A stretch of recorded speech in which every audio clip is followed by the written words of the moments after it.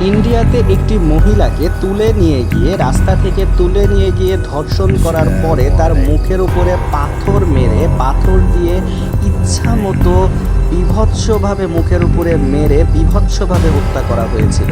এবং শোনা যায় তার আত্মা এবং তার প্রেতাত্মা নাকি এখনও সেই পোড়া বাড়িতে ঘোরাফেরা করে। এবং ঠিক এটি দেখার জন্যই যখন একটি ইউটিউব টিম সেই পোড়া বাড়িতে গিয়েছিল এবং যাওয়ার পরে কি দেখতে পাচ্ছে তা আপনারা নিজেরাই দেখতে পাচ্ছেন একদম ক্যামেরার সামনে। হ্যাঁ ভিউয়ার্স, এইরকমই একটি ঘটনা ঘটেছে ইন্ডিয়ায়।